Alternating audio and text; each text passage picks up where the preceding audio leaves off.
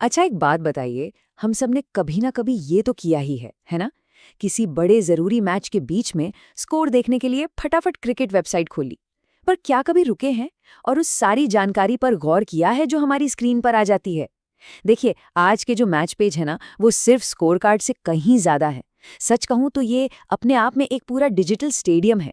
तो चलिए, आज साथ मिलकर पर्दे के पीछे झांकते हैं और समझते हैं कि इन सभी बटनों और चार्ट्स का असली मतलब क्या है। जब हम आईसीसी की वेबसाइट पर इंग्लैंड बनाम इटली जैसे किसी मैच का पेज खोलते हैं तो ऐसा लगता है जैसे लिंक्स, आंकड़ों और फीचर्स की बौछार हो गई हो। और इस डेटा के समंदर में खो जाना बहुत आसान है। लेकिन मजे की बात यह है, यहाँ कुछ भी बेवजह नहीं है। हर एक चीज का एक मकसद है। तो असली सवाल ये उठता है कि भाई इस डिजाइन के पीछे की सोच क्या है। चलिए आज इसी पहेली को सुलझाते हैं। तो इसे ठीक से समझने के लिए हमने अपनी इस पड़ताल को 5 खास हिस्सों में बांटा है।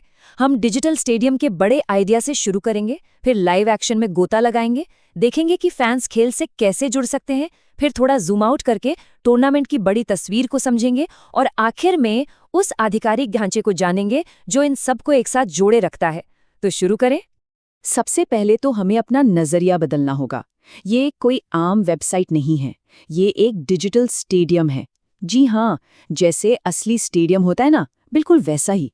ये एक खास तौर पर डिजाइन की गई जगह है जहां फैंस मैच का अनुभव करने के लिए इकट्ठा होते हैं। बस फर्क इतना है कि ये वर्चुअल है। हर फीचर जो हम देखेंगे वो इस स्टेडियम के एक अलग हिस्से की तरह है। कोई दर्शक दीर्घा है तो कोई स्कोरबोर्ड और कोई कमेंट्री बॉक्स। और इस डिजिटल स्टेडियम में हर चीज का एक बिल्कुल साफ मकसद है। कुछ हिस्से आपको जरूरी जानकारी देने के लिए हैं। कौन खेल रहा है, क्या हो रहा है, कब हो रहा है। दूसरे आपको सीधे एक्शन में शामिल करने के लिए बनाए गए हैं, आपकी आवाज को एक मंच देने के लिए। और कुछ आपको वो जरूरी संदर्भ देते हैं जो एक अकेले मैच को टूर्नामेंट की बड़ी कहानी से जोड़ता है। मतलब यहाँ कुछ भी फालतू नहीं है। चलिए अब बात करते हैं किसी भी मैच पेज के दिल की, यानी लाइव एक्शन की। ये इस पूरे एक्सपीरियंस का धड़कता हुआ केंद्र है। मैदान पर जो कुछ भी हो रहा है उससे हमारा real time connection. Live action को फॉलो करने के लिए ये पेज हमें 3 जबरदस्त टूल्स देता है: गेम हब, स्टैट्स ट्रैकर और प्ले ऑफ द डे। और इनमें से हर एक मैच की कहानी को एक बिल्कुल अलग अंदाज में बताता है। अब देखिए, गेम हब और स्टैट्स ट्रैकर के बीच का फर्क समझना बहुत जरूरी है। गेम हब को आप एक जोशीला कमेंटेटर समझिए, जो आपको बॉल बाय बॉल मैच की कहानी सुना रहा है। और दूसरी तरफ है स्टैट्स ट्रैकर, वो है डेटा एनालिस्ट, जो आपको हर प्रदर्शन का विश्लेषण करने के लिए आंकड़ों की गहराई में ले जाता है। मतलब एक कहानी है तो दूसरा उसके पीछे का विज्ञान। और फिर आता है प्ले ऑफ द डे। भाई ये तो है पूरे खेल का निचोड़। ये घंटों के खेल को एक यादगार पल में समेट देता है। मान लीजिए इंग्लैंड के किसी फील्डर ने हवा में उड़कर कोई कमाल का कैच लपका हो, या इटली के बल्लेबाज ने मैच जिताने वाला शॉट मारा हो। ये वो लम्हा है जिसके बारे में अगले दिन हर कोई बात करेगा। तो मैच को फॉलो करना तो ठीक है, एक बात हो गई। लेकिन आज के डिजिटल दौर में फैंस सिर्फ दर्शक बनकर नहीं रहना चाहते, वो हिस्सा लेना चाहते हैं, अपनी राय देना चाहते हैं और उस कहानी का एक हिस्सा बनना चाहते हैं। तो सवाल ये है कि ये पेज इस जरूरत को कैसे पूरा करता है। और बस यहीं से ये पूरा एक्सपीरियंस देखने से हिस्सा लेने में बदल जाता है। अब हम उन फीचर्स पर नजर डालेंगे जो एक दर्शक को एक प्रतिभागी में बदल देते हैं और फैंस को खेल के साथ सीधे सीधे इंटरैक्ट करने का मौका देते हैं। और ये होता है 3 खास इंटरैक्टिव फीचर्स की मदद से। प्रिडिक्टर, जहां अपने क्रिकेट ज्ञान को परखा जा सकता है और नतीजों की भविष्यवाणी की जा सकती है। पोल्स, जहां खेल के अहम मोड़ों पर अपनी राय दी जा सकती है। और प्लेयर ऑफ द मैच का चुनाव, जहां दिन के सबसे बेहतरीन खिलाड़ी के लिए वोट किया जा सकता है। तो यहाँ पर ना हमें अनुभव में एक साफ बंटवारा दिखता है। एक तरफ है पैसिव एक्सपीरियंस, मतलब सिर्फ जानकारी लेना, जैसे गेम हब या स्टैट्स ट्रैकर को देखना। और दूसरी तरफ है एक्टिव पार्टिसिपेशन, जैसे प्रिडिक्टर का इस्तेमाल करना या पोल्स में वोट करना, जहां आप खुद उस डिजिटल एक्सपीरियंस को बनाने में मदद कर रहे हैं। चलिए अब थोड़ा जूम आउट करते हैं।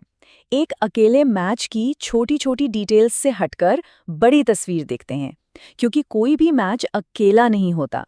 वो हमेशा एक बड़े टूर्नामेंट की कहानी का एक हिस्सा होता है, एक चैप्टर होता है। ये पेज हमें बड़ी आसानी से इन अलग अलग लेवल्स पर ले जाता है। हम इंग्लैंड बनाम इटली जैसे एक मैच की बारीकियों से शुरू कर सकते हैं, फिर एक क्लिक में ग्रुप स्टैंडिंग्स देख सकते हैं और आखिर में सभी टीमों और वेन्यू के साथ पूरे टूर्नामेंट का नज़ारा देख सकते हैं। और इस बड़ी तस्वीर को बनाने के लिए पेज पर teams, venue, standings, warm ups और यहाँ तक कि कैप्टन्स डे जैसे सेक्शंस भी होते हैं।